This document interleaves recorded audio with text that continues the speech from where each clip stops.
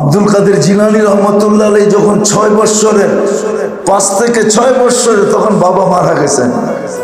মা ফাতেমা ছেলেকে আব্দুল কাদের জিলানী বানাইছেন। আব্দুল কাদের জিলানী চিনেন? আব্দুল কাদের জিলানী চিনেন না? মনে হয় চিনেন না। চিনেন? পীরানে পীর বড় পীর আব্দুল কাদের জিলানী রহমতুল্লাহ আলাইহি তরিকায়ে কাদেরিয়ার যে সর্বপ্রথম চান্ডা যার হাতে, তরিকায়ে কাদেরিয়া। তরিকা চারটা না? কাদেরিয়া, চিশতিয়া, নকশবন্দিয়া, মুজাদ্দিদিয়া। তরিকায়ে কাদেরিয়ার যে ফাউন্ডার আব্দুল কাদের জিলানী রহমতুল্লাহ আলাইহি। মা 5 থেকে 6 বছর বয়সে বাবা মারা গেছেন। মা মানুষ করছেন। জীবনটা বড় দামি। বাবা উচিত মেরে দোস্ত বাঁচার জন্য শুধু দামি না, আল্লাহর কাছে আমাদের জীবনটা অনেক দামি। কিন্তু এটাকে সুরক্ষিত করার কোনো চিন্তা আমাদের মাথায় নেই, কোনো ভাবনা আমাদের মাথায় নেই, কোনো ভাবি না, কোনো চিন্তা করি না, কোনোদিন ভাবি না, কোনোদিন চিন্তা করি না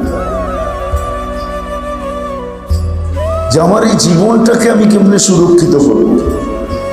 আমি তো একটা দিয়া দাম দেখাইলাম, এক সুবহানাল্লাহ দিয়া দাম দেখাইলাম। এটা তো সুবহানাল্লাহর একটা পাঠ বললাম। সৌরজগতের অর্ধেক জায়গা নেকি দিয়া ঘোরা যায়, বাকিগুলা তো বললামই না। জান্নাতে যে একটা গাছ লাগে এটাও তো বললাম না। যার পরিধি যেই ঘোড়া ঘন্টায় 70 কিলোমিটার চলে, সে যদি টানা 100 বৎসর চলতে থাকে তারপরও পরিধিকে অতিক্রম করতে পারবে না। তাহলে আমার জীবনটা কিরকম দামি।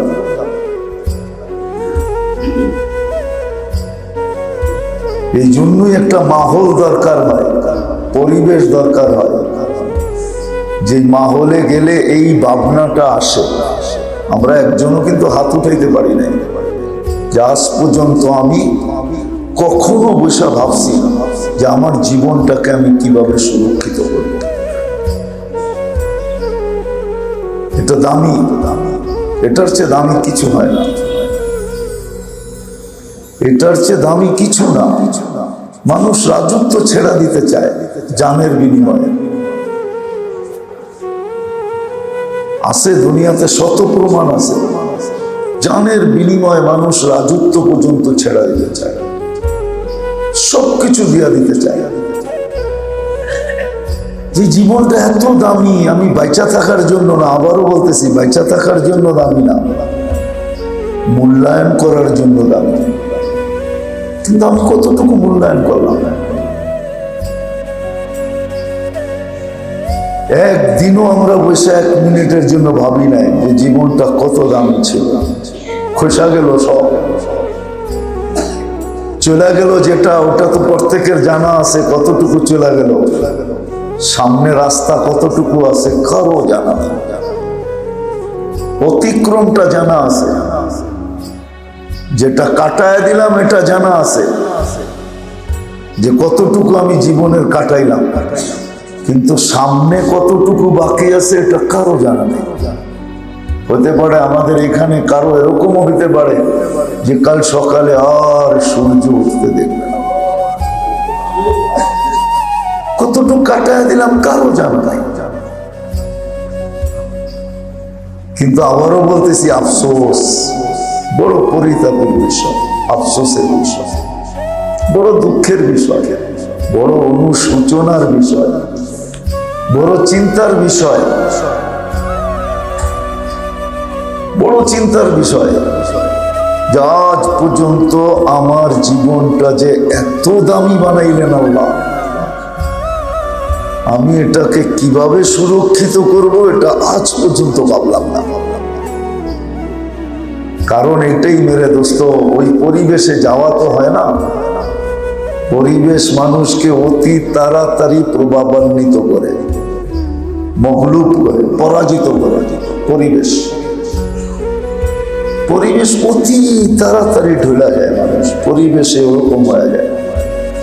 দেখবেন শীত আসবে, পাহলোয়ানের গায়েও সোয়েটার দেখবেন। সত্য তো। দুর্বলের গায়ে তো দেখবেনই, পাহলোয়ানের গায়েও দেখবেন কি সোয়েটার। হ্যাঁ সত্য তো। কেন? শীতের পরিবেশ আসছে, মৌসুম আসছে। আমাদের তো এই পরিবেশে যাওয়া হয় না। এই জন্যই তো বলে থানভী রহমতুল্লাহ এই জন্যই বলছেন যে যেখানে দিনই পরিবেশ পাও ওইখানে কিছু সময়ের জন্য হলেও যাও, কিছু সময়ের জন্য। যেখানে দিনই মজলিস দেখো, দুটা কথা শোনার জন্য হলেও যাও, যে আমি দুটা সঙ্গ চলে আসবো, যাও। মাসে একবার হলো আল্লাহ ওয়ালাদের সোহবতে যাও, এদের কাছে যাও, যে দুটা দিনের কথা শোনো। কেননা মেরে দোস্ত, সত্য এটাই, সত্য এটাই। কোন কথায় আমার দিল চেঞ্জ হবে এটা আমি জানি না, কিন্তু হ্যাঁ কিছু কথা আছে, হইতে পারে এক কথায় আমার জিন্দিগি চেঞ্জ হয়ে যায়, এক কথায় চেঞ্জ হয়ে যায়, হইতে পারে। প্রমাণ আছে, এক কথায় জীবন চেঞ্জ। ইব্রাহিম ইবনে আদম রহমতুল্লাহের জীবন চেঞ্জ হয়েছে এক কথায়। শুধু বলছে আমি যদি ছাদের উপরে উঠ না পাই খুঁজা, তো তুমি রাজ প্রাসাদে বসে আল্লাহ পাবে কি করে আমাকে বোঝাও। আমি যদি ছাদে উঠ না পাই, তুমি তো বলতেছো ছাদে উঠ খোঁজার জায়গা কি ছাদ? বুঝলাম, উঠ খোঁজার জায়গা যদি তোমার কাছে ছাদ না হয়, তাহলে রাজ প্রাসাদে বসে আল্লাহ পাবে কি করে এটা বোঝাও। বাস এতটুক কথা, জীবন চেঞ্জ। বড় বড় আল্লাহওয়ালাদের জিন্দেগি এক কথায় চেঞ্জ হইতেন, এক কথায়, এক কথায় চেঞ্জ হয়ে গেছে। মালিক ইবনে দিনার রহমতুল্লাহের জীবন চেঞ্জ হয়েছে এক কথায়, এক কথায়। মেয়ে মারা গেছে, তারপরও জীবন চেঞ্জ হয় নাই। একমাত্র মেয়ে মারা গেছে, তারপরও জীবন চেঞ্জ হয় নাই, জীবন চেঞ্জ হয় নাই। স্বপ্নে বিরাট কাহিনী আমি শর্ট করতেছি, আসল কথাটা বলতেছি। স্বপ্নে মেয়েকে দেখছে, তো মেয়ে বাপের কাঁধে জাকানি দিয়া বলছে, বাবা এখনো কি ফিরে আসার সময় হয় নাই? বাস, মোমেনের কি এখনো ফিরে আসার সময় হয় নাই? এক কথায় জীবন চেঞ্জ। বনি ইসরাইলে আবেদ ছিল, হাদিসের কিতাবে আছে। আবেদ না, বদমাস ছিল, বদমাস। ওরকম বদমাস দুনিয়াতে আসবে কিনা আমার জানা নেই, মনে হয় না। যে প্রতি রাত্রে বর্তমান টাকায় 50 থেকে 60 লক্ষ টাকা প্রতি রাত্রে খরচ করে। আমার জানা নাই এত টাকা প্রতি রাত্রে কেউ খরচ করে বলে। প্রতি রাত্রে 50 থেকে 60 লক্ষ টাকা বর্তমান টাকায় সে খরচ করতে পারে, শুধু ব্যভিচারের পিছনে। শুধু এক কথায় জিন্দিগি চেঞ্জ। বলছে কাঁদিস কেন? পয়সা দিয়ে নিয়ে আসছি। বলছে আমি বাজারি মেয়ে না, কাঁদি এই জন্য। কি জন্য জানিস? যে কালকে এই চেহারাটা আল্লাহকে কি করে দেখাবে। বাস এতটুক কথা। কালকে এই চেহারাটা আল্লাহকে কি করে দেখাবো? চলে তো আসছি পয়সার খাতিরে, অভাবে পড়া চলে তো আসছি, বিপদ তো তোর কাছে টাইনা নিয়ে আসছে, কিন্তু এই কথা তো মনের ভিতরে গাঁথতেছে, আল্লাহ আমাকে দেখতেছে, কিন্তু কালকে এই চেহারাটা আল্লাহকে কিভাবে দেখাবো, এই জন্য চোখের পানি। বাজ বদমাইশের দিল গলে গেছে, বলছে তোর যদি এই হাল হয় একদিনে, তো আমার কি হাল হবে? আমি তোর গায়ে হাত লাগাবো না, টাকা দিয়া দিলাম, লয়ে যা, কিন্তু তোর পায়ে ধরে কই আমার জন্য একটু হাত উঠায় বইলা দে না, আমি তওবা করতেছি, বইলা দে না। ওই রাত্রেই মারা গেছে কিফিল। দরজায় লেখা উঠছে সোনালী অক্ষরে, কদ গফারাল্লাহু লিকিফলিন, আল্লাহ কিফিলকে মাফ করে দিয়েছে। কেমন বাজি! এক কথায় জীবন চেঞ্জ হতে পারে। এই জন্যই তো আল্লাহ ওয়ালারা লেখা গেছেন যে দিনী মজলিস যেখানে পাও, এক দুটা কথা শোনার জন্য হলেও যাও। দিনী পরিবেশ যেখানে পাও, 2 মিনিটের জন্য হলেও যাও। মাসে একবার হলেও আল্লাহ ওয়ালাদের সোহবতে যাও, একবার হলেও যাও। কেননা তুমি দুনিয়ার সামান্য, দুনিয়ার ভিতরে যা আছে সব মাটির তৈরি, হীরা বলেন আর সোনা বলেন, যা দুনিয়াতে ভান্ডার বলেন সব মাটির থেকে তৈরি, একদিন সব বেনিশ হয়ে যাবে। দামি সম্পদকে সুরক্ষিত করার জন্য এত ব্যবস্থাপনা, এত চেষ্টা, তাইলে আমি বলবো না কেন যে আফসোসের বিষয়, পরিতাপের বিষয়, বড় দুঃখের বিষয়, বড় চিন্তার বিষয়। দুনিয়ার সামান্য জিনিসকে সুরক্ষিত করার জন্য দামি বিদায় এত ব্যবস্থাপনা যেই মানুষটা করতে পারে, সে এরকম নির্বোধ হইল কি করে? এরকম নির্বোধ, এরকম গাফেল, এরকম উদাসীন যে নিজের জীবনটা এত দামি, এটাকে সুরক্ষিত করার 1 মিনিট ভাবে না, 1টা মিনিট বসে ভাবে না যেটাকে সুরক্ষিত করি। 1টা মিনিট তো ভাবি না আমরা। 1 মিনিটও যদি ভাবতাম তো আল্লাহকে তো বলতে পারতাম যে আল্লাহ আমি ভাবছি। আর আল্লাহরও তো হুকুম আছে ভাবার, চিন্তা মানুষের ভিতরে বিকাশ ঘটায়। আর চিন্তা আল্লাহর আরশ পর্যন্ত হেলায়। যদি চিন্তা চিন্তা হয় তা আরশ পর্যন্ত হেলতে থাকে। আল্লাহর রহমতকে টাইনা রেখা দেয়, টাইনা নিয়ে আসে চিন্তা। শত শত বৎসরের বন্দেগী আমল নামায় ঢুকায়া দেয়। মেলে হাদিস কেন আসতো? লা তাফাক্কুরু সাআ খায়রুম মিন ইবাদাতি 60 আও 70 সানা। 60-70 বছরের বন্দেগীর সওয়াব। আজকে তো জীবনটার চিন্তা, সুরক্ষিত চিন্তা করি না, সাথে সাথে তো আরেকটাও করি না। যখন এই জীবনটারই চিন্তা করি না সুরক্ষিত করা, তাহলে জীবনটাকে যে ধরে রাখছে ওইটার চিন্তা আর থেকে করবো। আত্মাটারও তো চিন্তা করি না। আত্মাটা, আমার আত্মাটা কত দামি, কত দামি জিনিস আমার ভিতরে আল্লাহ ফিট করছে। আত্মা, রূহ যেটাকে বলে, আত্মা কত দামি, এটাকে কিভাবে সুরক্ষিত করা যায়?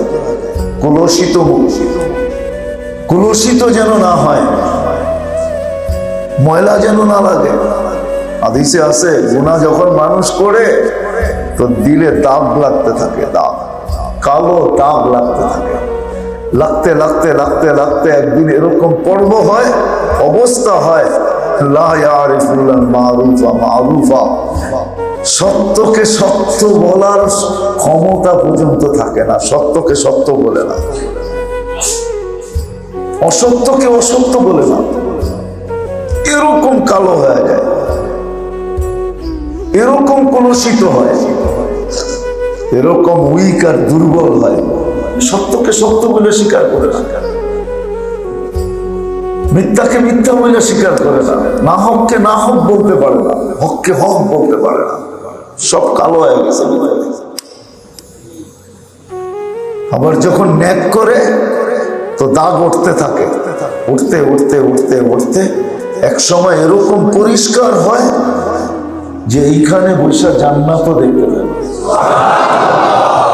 হ্যাঁ, এখানে বৈশা জান্নাত দেখতে থাকে, এখানে বসে অনেক কিছু দেখতে থাকে, আছে না কিতাবে, এগুলো কোনো ফালতু কথা না। মসজিদে নববীতে দাস চলতেছিল হাদিসের, তো যুবক বহু দূরে বৈশা, মজমার থেকে অনেক দূরে বৈশা, দুই হাঁটুর ভিতরে মাথা ঢুকায়া দিয়া এরকম ভাবে দৈরা কি জানি ভাবতেছে। তো খিজির আলাইহিস সালাম উঠা যায় বলছে, খিজির আলাইহিস সালাম উঠা যায় বলছে, সবাই হাদিস শুনে তুই এত দূরে বসে আসিস কেন? তো বলতেছে, শোনো, সবাই আব্দুল হকের থেকে শুনতেছে, আমি হকের থেকে শুনতেছি। সবাই ইনডাইরেক্ট, আমি ডাইরেক্ট। তো বলছে, কথা তো বড় বললি, প্রমাণও তো করা দরকার। তো বলছে, বল আমি কে?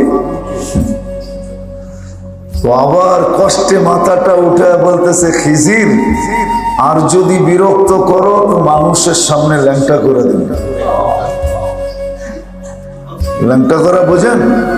মজমার ভিতরে যে চিল্লায় বইলা দিব, এই যে খিজির আমারে বিরক্ত করে, তোমারে সবাই চিনা ফেলবে, তারপরে দেখি তুমি বাইগা যাও তো যাও কেমনে, মানুষ গিরা করবে। তো খিজির আলাইহিস সালাম বুঝা ফেলছে, না ঠিক আছে, মাল বিলকুল পাক্কা, মাল বিলকুল বিলকুল পাক্কা, নাহলে আমারে চিহ্ন করতে গাও। তো দিল যখন পরিষ্কার হয় তো এরকম হয়। সাহাবাদেরও আল্লাহ রসুল পরীক্ষা নিছেন, তো সব বলার পরে বলছে, আমি সব দেখতেছি, এমনকি শুধু জান্নাত জাহান্নাম দেখতেছি না, হিসাব কিতাব দেখতেছি না, এটাও দেখতেছি যে আল্লাহর আরশ নামতেছে, ফাইন্না আরশার রব্বি বারিজা, আল্লাহর আরশ যে হিসাব কিতাবের জন্য নাইমা আসতেছে, এটাও দেখতেছি।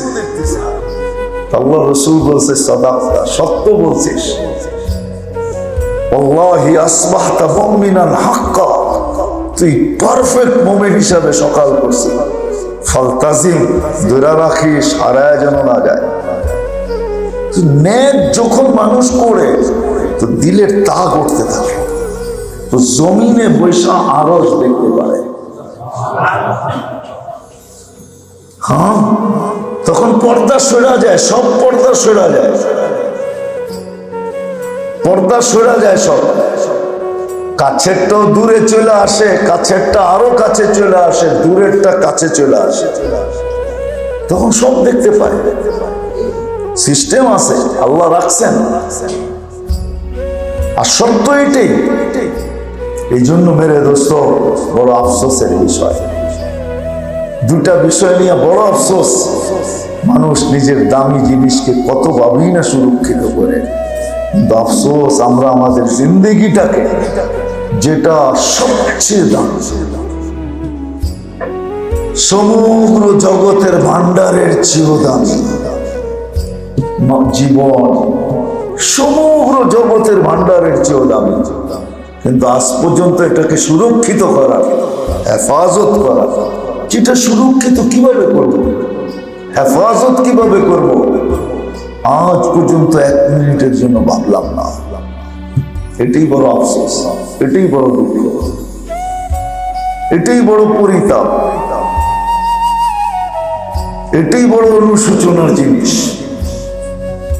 এটাই বড় চিন্তার জিনিস যে এক মিনিট ভাবলাম না যে আমার জীবনটাকে আমি কেমনি সুরক্ষিত করব, আমার আত্মাটাকে আমি কিভাবে সুরক্ষিত করব, জীবনটা কিভাবে করব, আত্মাটা কিভাবে করব, কিভাবে সুরক্ষিত করব, কোন পদ্ধতিতে করব?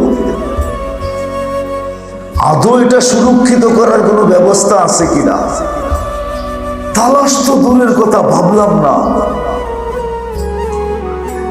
আগের গুলা বলতেছি না মেরে দোস্ত, কোরআন হাদিস আমাদেরকে বড় জঘন্য ভাষায় উচ্চারণ করছে, জঘন্য ভাবে আমাদেরকে আখ্যায়িত করছে, জঘন্য শব্দ দিয়ে আখ্যায়িত করছে, জঘন্য ভাবে আখ্যায়িত করছেন। ওটা বললাম না, শুধু এতটুকু বলতেছি যে ভাবা উচিত আমার জীবনটাকে আমি কিভাবে সুরক্ষিত করব। 60-70 বৎসরের জিন্দিগির বদলায় 60-70 বৎসরও তো না, ওটা তো আগেই দেখাইলাম যে উম্মতের 2 পর্বে আল্লাহ এই উম্মতের জিন্দেগিকে, জীবনকে আল্লাহ 2 পর্বে কমায়া দিছেন, মাফ করে দিছেন। 2টা পর্বে মাফ করছেন। একটা পর্ব জন্মলগ্ন থেকে প্রাপ্ত বয়স্ক হওয়া পর্যন্ত, আরেকটা পর্ব ডেলি 24 ঘন্টা যতক্ষণ ঘুমন্ত থাকি ততক্ষণ মাফ। এটা মাফ করে রাখছেন। বাকি আর কতটুকু রইল, কতটুকু রইল? খোদার ওয়াস্তে যায় দেখেন। আমি বলতেছি না, বলে দিতেছি, জান বাংলাদেশের সমস্ত ধন গচ্ছিত আছে বাংলাদেশ ব্যাংকের কাছে, ঠিক না? কিভাবে সুরক্ষিত যা দেখেন তো। ওটা তো দেখতেও দিবে না আপনাকে, যে সুরক্ষিত কিভাবে এটাও দেখতে দিবে না, কিভাবে সুরক্ষিত এটা জানতেও দিবে না। এরকম জান স্টেট ব্যাংক অফ আমেরিকা কিভাবে সুরক্ষিত? দুনিয়ার জিনিস তো, এটার জন্য এত ব্যবস্থাপনা যদি হয়, তাহলে আমার জীবনটা কত দামি, আমার আত্মাটা কত দামি, এটাকে সুরক্ষিত করার জন্য কতটুকু করা দরকার, কতটুকু ভাবা দরকার ছিল, কতটুকু চিন্তা করার দরকার ছিল, কতটুকু জানার দরকার ছিল, যেটা সুরক্ষিত কিভাবে হয়। হয়তো কারো মাথায় প্রশ্ন আসবে, এখনই প্রশ্ন ঘুরপাক খাইতেছে যে আমি যদি এটা জানতে যাই তাহলে আমার দোকান কে করবে, আমার ব্যবসা কে চালাবে, আমার মেল কে চালাবে, আমার ফ্যাক্টরি কে চালাবে, অফিস কে দেখবে, আদালত কে দেখবে, খেতে কে যাবে, খামারে কে যাবে, রোডঘাট কে চালাবে। এটাই তো প্রশ্ন আসে যে আমি যদি শিখতে যাই আর সুরক্ষা করতে যাই তাহলে এগুলো কে করবে? না মেরে দোস্ত, শিখি নাই দেখি তো প্রশ্ন আসে। যদি শিখতাম তাহলে ব্যবসায়ী ব্যবসা প্রতিষ্ঠানে বসে মুস্কি হাসতো। ওকে যদি জিজ্ঞাসা করে তুই হাসস কেন, বলবে কিয়ামতের দিন কে কার সাথে উঠবে আমি জানি না, কিন্তু আমি নবীদের সাথে উঠবো এটা আমি জানি। যে আমি কার সাথে উঠবো, কে কার সাথে উঠবে এটা আমি জানি না, কিন্তু আমি নবীদের সাথে উঠবো। আত্তাজিরুস সাদুকুল আমিন ইয়াহশুরু মা'আন নাবিয়্যিন ওয়াস-সিদ্দীকিন ওয়াশ-শুহাদা। নবীদের সাথে উঠবে, সিদ্দিকের সাথে উঠবে, শহীদদের সাথে উঠবে, এদের অন্তর্ভুক্ত হয়ে উঠবে, এদের বহরের ব্যক্তি হয়ে উঠবে। বহরের, বহর চিনেন? বহর বোঝেন? মনে হয় বোঝেন না। বোঝেন? মনে করেন মন্ত্রী মহোদয়ের গাড়ির বহর যেতেছে, তো শুধু ওনার গাড়ি থাকে, আরো কয়েকটা গাড়ি থাকে, এটা হলো গাড়ির বহর, ঠিক না? কি সবাই কি মন্ত্রী নাকি? মন্ত্রী কয়জন? ওনার গাড়ি কয়টা? কিন্তু বহরে আছে যারা, তারাই সবাই আগেও প্রটোকল পাইতেছে, পিছেও প্রটোকল পাইতেছে, ঠিক না? হ্যাঁ, তাহলে ব্যবসায়ী ও ব্যবসা প্রতিষ্ঠানে থাইকা এই কথা বলতে পারতো, হাসতে পারতো যে আমি তো কিয়ামতের দিন নবীদের সাথে উঠি, আমার গাড়ি নবীদের বহরের সাথে থাকবে, সিদ্দিকের বহরের সাথে থাকবে, সুহাদার বহরের সাথে থাকবে। শ্রমিক সারাদিন শ্রম দিয়া যখন বাড়িতে ফিরতো, তো সে বাড়িতে ঢুকার সময় মুস্কি হাসি দিয়া ঢুকতে পারতো। যদি ঘরালারা জিগাও তুমি এত ক্লান্ত তারপরও হাসো কেন, তো সে বলতে পারতো যে নিষ্পাপ ঘরে পা রাখতেছি, এটা জানি। নিষ্পাপ ঘরে, হ্যাঁ, হাদিসের কথা। শ্রমিক যখন সারাদিন শ্রম দিয়ে বাড়িতে ফিরে, তখন ঘরে যখন ঢুকে, রাজা কায়াউমিন ওয়ালাদাতহু উম্মু, সে এরকম নিষ্পাপ বাড়িতে ফিরল যেন তার মা এই মুহূর্তে তাকে জন্ম দিল। সেও মুস্কি হাসি দিতে পারত। হালাল রুজি কামাইতে যায় সারাদিন পরে যখন বাড়িতে ফিরত, তো সেও মুস্কি হাসি দিতে পারত। তো বলতো কেন হাসো তুমি, কেন হাসো তুমি? বলে জেহাদের ময়দান থেকে বাইচা আইসা যেরকম মুস্কি হাসি দেওয়া যায়, আমিও হালাল রিজিকের থেকে বাইচা আসছি, এরকম মুস্কি হাসি আমিও, আমারও দেওয়া যায়। সত্য জিনিস। ইসলাম কোনো জিনিস ছাড়ানোর জন্য আসে নাই, দিনদারি কোনো জিনিস ছাড়ানোর জন্য না, বরং সব জিনিস করানোর জন্য, কিন্তু সবগুলাকে দিনদারির চাদর দিয়া করানোর জন্য আসছে। তুমি সব করবে, দিনদারির চাদর দিয়া করবে, চাদর দিয়া, চাদর পড়ায় দিবে, সব দিনদারি হবে, ছাড়ানোর জন্য না। বিবি ছাড়ানোর জন্য আসে নাই, বাচ্চা কাচ্চা ছাড়ানোর জন্য আসে নাই, বিয়ে শাদী ছাড়ানোর জন্য আসে নাই। বিয়ে শাদী তো করানোর জন্য ইসলাম আসছে, দিন আসছে। বিয়ে করো, বাচ্চা কাচ্চা পালো। হাদিস মনে উঠলো, এই জন্য বলতেছি। আল্লাহ রসুল যখন জান্নাতে যাবে, তো দেখবে আল্লাহ রসুলের আগে আগে একদল মহিলা জান্নাতে ঢুকতেছে। আল্লাহ রসুল জিজ্ঞাসা করবে তোমরা কারা আমার আগে? তো বলছে আপনারই উম্মত। বলছে আমার আগে কি করে? তা বলছে আমাদের পরিচয় তো জানেন। তো বলছে তোমাদের পরিচয় কি? যৌবন অবস্থায় স্বামী মারা গেছে, সন্তানের দিকে তাকায়া আর কোনো বিয়ে বসি নাই, জীবনটাকে সন্তানকে মানুষের মতো মানুষ করার জন্য, দিনদার বানানোর জন্য কাটায়া দিছি। আল্লাহ রসুল বলবে হ্যাঁ তোমরা এটার যোগ্য। বলেন তোমরা এটার যোগ্য। যে যৌবন ভরা ছিল শুধু বাচ্চাদের দিকে দেখা, আর কোনো বিয়ে বসো নাই, বাচ্চাদের মানুষ করার পিছনে জীবন কাটায় দিছ।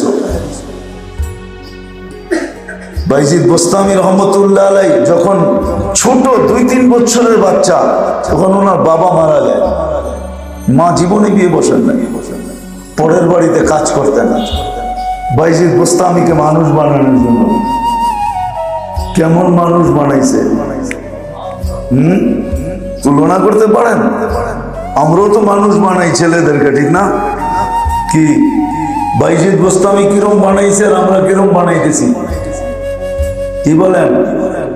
যার এক মজলিসে 5 লক্ষ খ্রিস্টান পাদ্রী মুসলমান হয়েছে, এক মজলিসে। কত খ্রিস্টান না, পাদ্রী। আর ওই জামানার যে পোপ ছিল, পোপ সবচেয়ে বড়, সেও মুসলমান হয়েছে এক বৈঠকে। বলেন বাইজিদ বোস্তামির আম্মা আব্দুল কাদের জিলানী রহমতুল্লাহ আলাইহি যখন 6 বৎসরের, 5 থেকে 6 বৎসরের, তখন বাবা মারা গেছেন। মা ফাতেমা ছেলেকে আব্দুল কাদের জিলানী বানাইছেন। আব্দুল কাদের জিলানী চিনেন? আব্দুল কাদের জিলানী চিনেন না? মনে হয় চিনেন না। চিনেন? পীরানে পীর, বড় পীর আব্দুল কাদের জিলানী রহমতুল্লাহ আলাইহি।